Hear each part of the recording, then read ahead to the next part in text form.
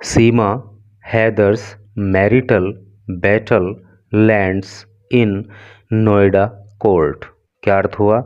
सीमा हैदर का marital battle, marital का अर्थ होता है वैवाहिक और बैटल का अर्थ होता है युद्ध या फिर लड़ाई या फिर संघर्ष। लैंड का अर्थ होता है पहुंचना या उतरना। इन नोएडा कोर्ट, नोएडा कोर्ट में। तो क्या टोटल का अर्थ हुआ कि सीमा हैदर का जो वैवाहिक संघर्ष है वो नोएडा कोर्ट में पहुंच जाता है। तो मित्रों, न्यूज़ बहुत इंटरेस्टिंग होने वाली है। इंग्लिश के कई सारे न्यू वर्ड्स आपको सीखने के लिए मिलेंगे, कानून संबंधी जानकारी भी आपको मिलेगी, और सचिन और सीमा की कहानी तो पूरा इंडिया जानता है और इंडिया के साथ साथ पाकिस्तान भी जानता है। Husband of Karachi woman, husband पति ऑफ कराची वूमन, कराची महिला का। तो कराची महिला का पति अर्थात सीमा का पति सीक का मतलब होता है खोजना या मांग करना। प्रेजेंट इंडेफिनिट टेंस का प्रयोग हुआ है, इसलिए वर्ब की फर्स्ट फॉर्म में एस लगा दिया है। तो कराची की रहने वाली इस महिला का पति मांग करता है चीटिंग केस की। चीटिंग का मतलब होता है धोखाधड़ी, धोखाधड़ी के मामले की अगेंस्ट हर, उसके खिलाफ। अगेंस्ट का मतलब खिलाफ या विरुद्ध, हर मतलब सीमा। तो पाकिस्तान की इस महिला का पति इसके खिलाफ धोखाधड़ी का केस दर्ज किया जाए, इस बात की मांग करता है। तो चलो पढ़ते हैं आगे। और एक ये फोटो आपके सामने है सीमा और सचिन की, और इसके नीचे लिखा है सीमा एक कराची रेजिडेंट का मतलब होता है निवासी। तो सीमा जो कराची की निवासी है या निवासी थी, केम टू इंडिया, वो भारत आ गई थी, विद हर 4 चिल्ड्रन, अपने 4 बच्चों के साथ, लास्ट ईयर पिछले साल, टू लिव रहने के लिए, विद सचिन के साथ, एक ग्रोसरी स्टोर वर्कर, जो कि एक ग्रोसरी स्टोर का मतलब होता है किराना स्टोर यानी कि परचून की दुकान, जो कि एक ग्रोसरी स्टोर का वर्कर था। तो क्या टोटल का अर्थ हुआ कि सीमा जो कि बेसिकली कराची की निवासी थी, वो अपने 4 बच्चों को लेकर के पिछले साल भारत आ गई थी सचिन के साथ रहने के लिए, और सचिन एक किराना स्टोर में एक कामगार के रूप में काम करता था। तो अब चलिए पढ़ते हैं मेन न्यूज को। नोएडा, सीमा हैदर्स मैरिटल डिस्कॉर्ड। देखो, डिस्कॉर्ड का मतलब होता है कलह, और मैरिटल में अभी ऊपर आपको बता चुका हूँ वैवाहिक। तो सीमा हैदर का जो वैवाहिक कलह है, has followed her from Pakistan to India, वो पाकिस्तान से भारत तक उसको मतलब सीमा का पीछा नहीं छोड़ रहा है। अर्थात जो सीमा हैदर का वैवाहिक कलह है, वो पाकिस्तान से भारत आने पर भी उसके पीछे है, उसने उसका पीछा किया है, यानी कि अभी भी समाप्त नहीं हुआ है। हर पाकिस्तानी हस्बैंड गुलाम हैदर, उसका पाकिस्तानी पति जिसका नाम है Ghulam Haider, moved a city court this week, वो इस सप्ताह एक सिटी कोर्ट पहुंचा थ्रू मोमीन मलिक के माध्यम से, एन इंडियन लॉयर, जो कि एक भारतीय वकील है। कौन? मोमीन मलिक। एक्यूजिंग, और आरोप लगाया, Seema and her partner Sachin Meena, Seema के ऊपर और उसके पार्टनर सचिन मीना के ऊपर, ऑफ चीटिंग, धोखाधड़ी करने का, एंड सीकिंग, और मांग करने का, और मांग की, लीगल प्रोसीडिंग्स, कानूनी कार्यवाही की, अगेंस्ट देम, उनके खिलाफ मतलब सचिन के और मीना के।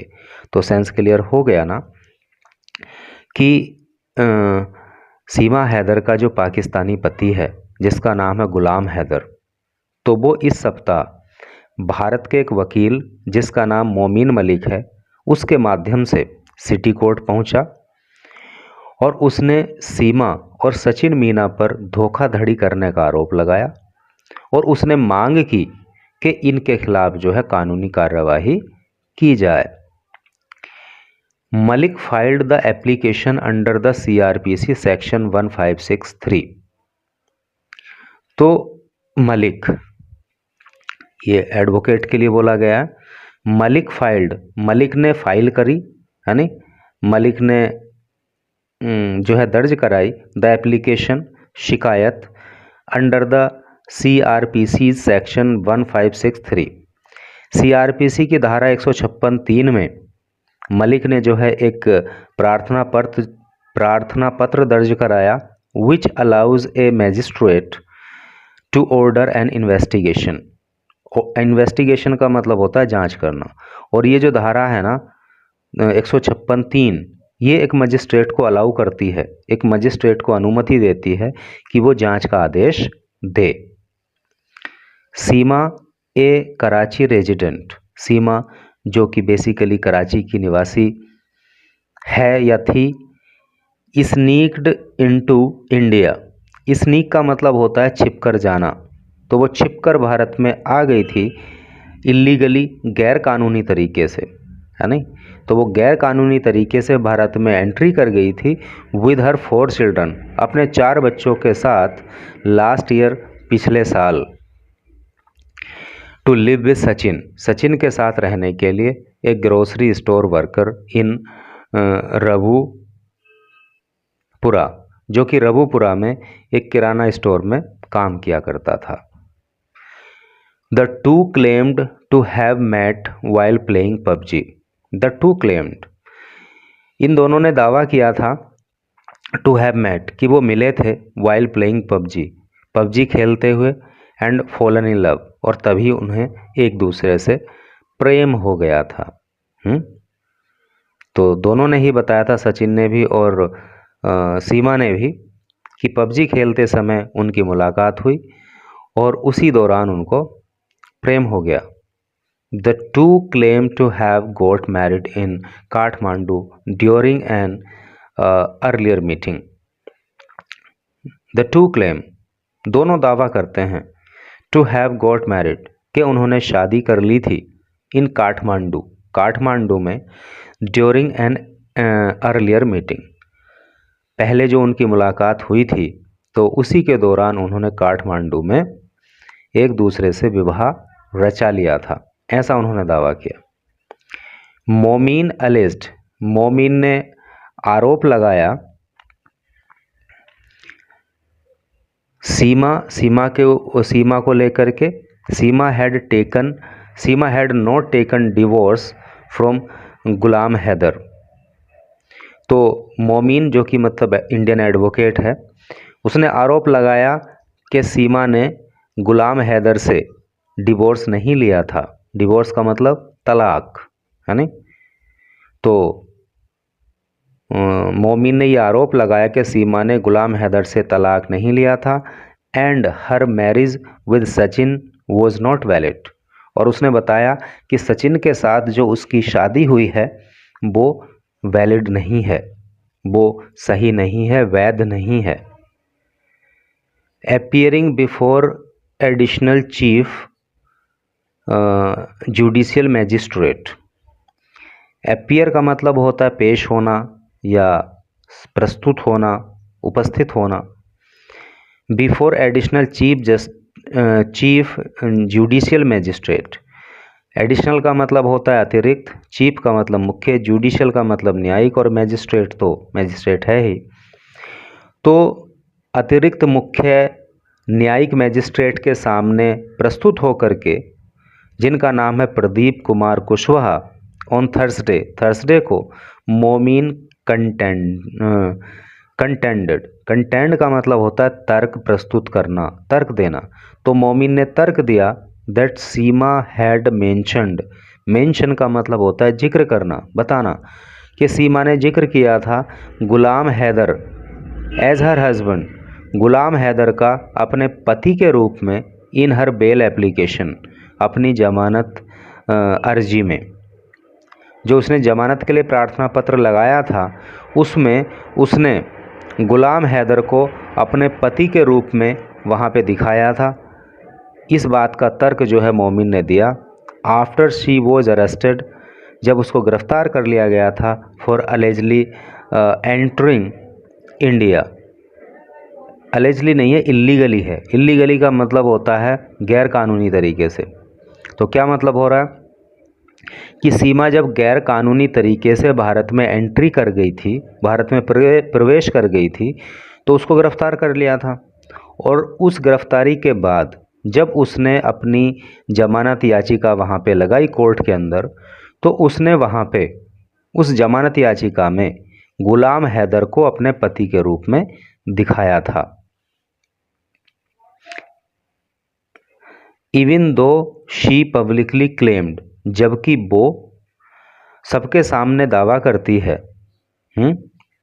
पब्लिकली का मतलब जो है खुले तौर पर सबके सामने, जबकि वो सबके सामने दावा करती है टू हैव मैरिड सचिन, कि उसने सचिन से शादी कर रखी है। यानी कि लोगों के सामने तो वो कहती है कि सचिन उसका पति है, सचिन से उसने शादी की है, लेकिन अपनी जमानत याचिका में उसने क्या नाम है उसका, गुलाम हैदर, उसको जो है अपने पति के रूप में दिखाया था। आगे पढ़ें। द कोर्ट ही क्लेम्ड, उसने दावा किया, यानी कि वकील ने दावा किया कि द कोर्ट, जो ये कोर्ट है, हैज़ इशूड ए नोटिस, तो कोर्ट ने एक नोटिस जारी कर दी है to Noida police, Noida police को, आस्किंग देम, और पुलिस से पूछा गया है टू सबमिट ए रिपोर्ट, एक रिपोर्ट जमा करने के लिए। सबमिट का मतलब जमा करना, प्रस्तुत करना। एक रिपोर्ट जमा करने के लिए बाई अप्रैल 18 अप्रैल तक। ठीक है। Seema and Sachin were arrested by Noida police, Seema और सचिन को नोएडा पुलिस ने गिरफ्तार कर लिया था from Haryana's Ballabhgarh on July 3 last year. तो पिछले साल 3 जुलाई को सीमा और सचिन को नोएडा पुलिस ने हरियाणा के बल्लभगढ़ से गिरफ्तार कर लिया था under section 14 of foreigners act and IPC section 120B criminal conspiracy. देखो, क्रिमिनल कॉन्स्पिरेसी का अर्थ होता है क्या बोलते हैं उसको, आपराधिक षड्यंत्र। ठीक है। क्रिमिनल का मतलब आपराधिक और कॉन्स्पिरेसी का मतलब होता है षड्यंत्र। आईपीसी का मतलब होता है इंडियन पीनल कोड, जिसको हिंदी में बोलते हैं भारतीय दंड संहिता। सेक्शन का मतलब होता है अर्थ। ठीक है। फॉरेनर्स का आप जानते ही हो, विदेशी। तो नोएडा पुलिस ने इनको गिरफ्तार किया था, और किन धाराओं में इनकी गिरफ्तारी हुई थी? अंडर सेक्शन 14, धारा 14 के अंतर्गत, जो कि फॉरेनर एक्ट के अंतर्गत आती है। आईपीसी की धारा 120 में इनकी गिरफ्तारी हुई थी, जो कि क्रिमिनल कॉन्स्पिरेसी के लिए होती है, यानी कि आपराधिक षड्यंत्र के लिए। तो इन धाराओं में पिछले साल 3 जुलाई को नोएडा की पुलिस ने सचिन और सीमा को हरियाणा के बल्लभगढ़ से गिरफ्तार किया था। दे वर ग्रांटेड बेल ऑन जुलाई 7, फिर उनको 7 जुलाई को जो है जमानत दे दी गई थी। ग्रांट का मतलब होता है प्रदान करना, और बेल का मतलब होता है जमानत। तो 3 जुलाई को इनकी गिरफ्तारी हुई थी, और 4 दिन के बाद ही 7 जुलाई को इनको जमानत दे दी गई थी। Sachin's father was also arrested, Sachin के पिता को भी गिरफ्तार किया गया था, अलोंग विद देम, उनके साथ। And granted bail earlier, granted bail later, और बाद में उनको भी जो है जमानत दे दी गई थी, सचिन के फादर को भी। मोमीन कंटेंटेड सीमा, मोमीन ने सीमा को लेकर तर्क दिया according to the terms and conditions, कि टर्म्स और कंडीशंस के अनुसार, यानी कि नियम और कायदे के अनुसार, ऑफ बेल ऑर्डर, जो जमानत का आदेश होता है, जो बेल ऑर्डर होता है, अगर उसके कायदे कानून की बात करें तो should not be involve in any criminal activity, तो व्यक्ति को जो है किसी आपराधिक एक्टिविटी में, आपराधिक क्रियाकलाप में इन्वॉल्व नहीं होना चाहिए, आपराधिक क्रियाकलाप में संलिप्त नहीं होना चाहिए। हाउएवर, फिर भी, इन्वॉल्व का मतलब होता है संलिप्त होना। हाउएवर, फिर भी, she has been frequently making, she has been frequently making, वो अक्सर, फ्रीक्वेंटली का मतलब अक्सर, आए दिन, तो वो आए दिन करती रहती है कंट्रोवर्शियल स्टेटमेंट्स। कंट्रोवर्शियल का मतलब होता है विवादित और स्टेटमेंट का मतलब होता है बयान। हालांकि कहा यह जाता है कि जमानत की, अगर जमानत के आदेश के नियम कायदे कानून की बात करें तो आपराधिक गतिविधियों में व्यक्ति को इन्वॉल्व नहीं होना चाहिए, लेकिन वो फिर भी आए दिन विवादित बयान देती रहती है, क्रिएटिंग कम्युनल डिवाइड, जिससे कि क्या होता है, कम्युनल डिवाइड होता है, अर्थात जिससे कम्युनल का मतलब होता है सांप्रदायिक और डिवाइड का मतलब बंटवारा, जिससे जो है सामुदायिक बंटवारा होता है नहीं, सामुदायिक आधार पे जो है एक डिवाइडेशन होता है। Besides her second marriage is not valid, और तर्क दिया उन्होंने कि उसकी दूसरी शादी जो है वो वैलिड नहीं है, वो वैध नहीं है। As she has not taken divorce from Ghulam Haider, क्योंकि उसने गुलाम हैदर से तलाक नहीं ली है। तो ये गुलाम हैदर के वकील का कहना है कि उसकी दूसरी शादी वैलिड नहीं है क्योंकि उसने गुलाम हैदर से तलाक नहीं लिया। व्हेन सीमा वॉज अरेस्टेड, जब सीमा को गिरफ्तार किया गया था, यहाँ पे पैसिव वॉइस का प्रयोग हुआ है पास्ट इंडेफिनिट की, क्योंकि वॉज आ गया है, वर्ब की थर्ड फॉर्म आ गई है। तो व्हेन सीमा वॉज अरेस्टेड, जब सीमा को गिरफ्तार किया गया था, she identified herself as Gulfam Haider's wife, तो उस समय पे उसने अपने आप को गुलफाम हैदर की पत्नी के रूप में प्रस्तुत किया था। आइडेंटिफाई का मतलब पहचान होना, तो उसने अपने आप को गुलफाम हैदर की पत्नी के रूप में अपनी पहचान उसने बताई थी। शी इज़ नाउ क्लेमिंग, अब वो दावा कर रही है, she married Sachin on March 13, 2023।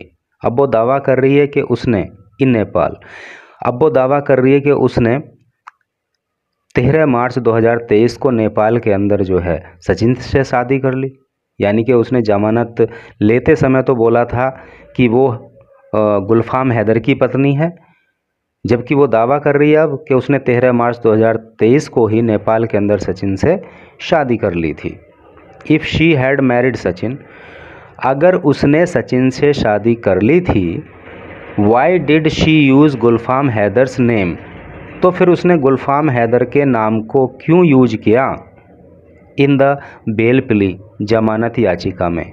Bell plea का मतलब होता है जमानत याचिका, क्योंकि भाई ये बोल रही है कि इसने 13 मार्च 2023 को सचिन से शादी कर ली और इसकी जमानत हुई जुलाई 23 में, तो फिर इसे अपने पति के रूप में सचिन को शो करना चाहिए था बेल प्ली में। ये वकील का कहना है कि फिर बेल प्ली में अपने पति के रूप में सचिन को दिखाना चाहिए था, लेकिन इसने जो है अपने पति के रूप में गुलाम हैदर को वहाँ पे दिखाया है। ही आर्ग्ड, उन्होंने जो है आर्ग किया, तर्क दिया, मतलब वकील ने तर्क दिया। मोमीन रिटेरेट का मतलब होता है दोहराना। मोमीन ने दोहराया दैट शी चीटेड हर, कि उसने उसको धोखा दिया है, हर हस्बैंड। तो मोमिन ने दोहराया कि उसने अपने पति को धोखा दिया है। Lied to court in the bail application and has been illegally living in India, court के सामने उसने जो है झूठ बोला अपनी जमानत याचिका में।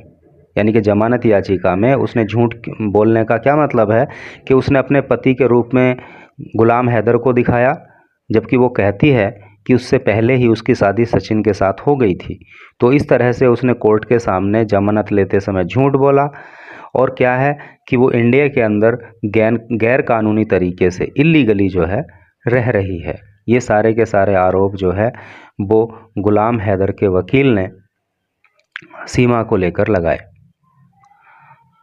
हैंस इसलिए an FIR should be registered, इसलिए FIR दर्ज की जानी चाहिए अगेंस्ट हर, उसके खिलाफ, एंड हर एसोसिएट्स, और उसके सहयोगियों के खिलाफ।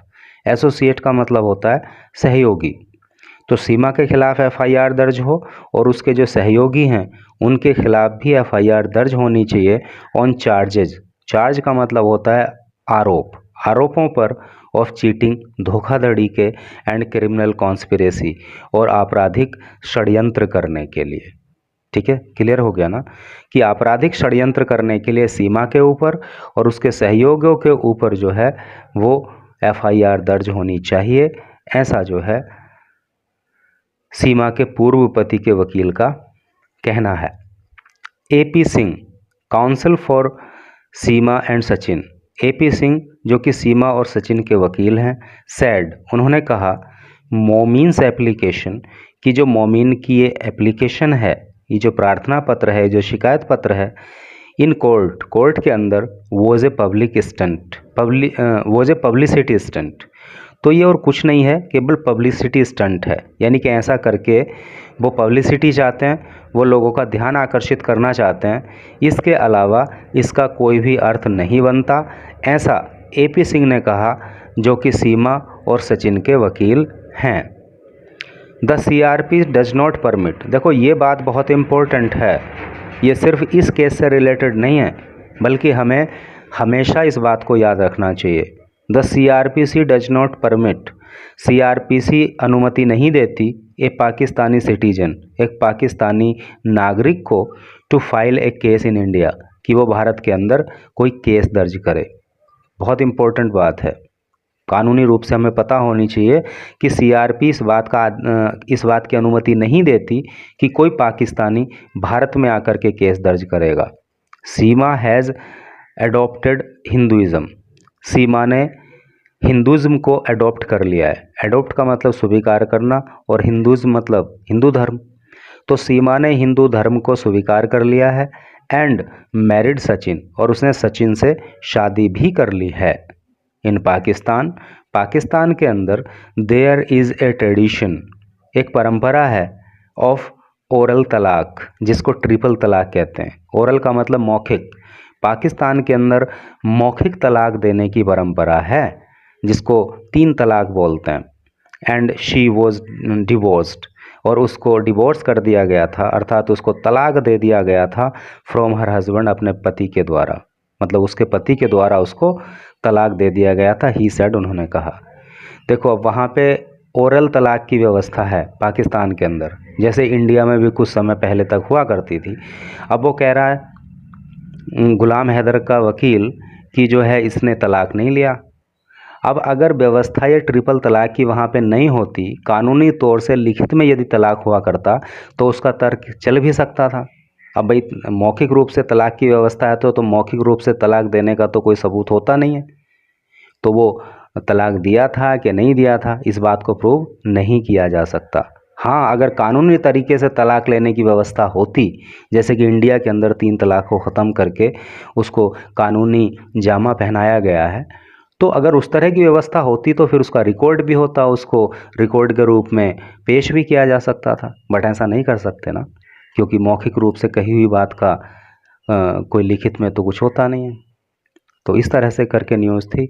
मैं समझता हूँ कि आपको निश्चित ही न्यूज़ पढ़ने में मज़ा आया होगा, कुछ सीखने को भी ज़रूर ही मिला होगा। And thanks for reading this news.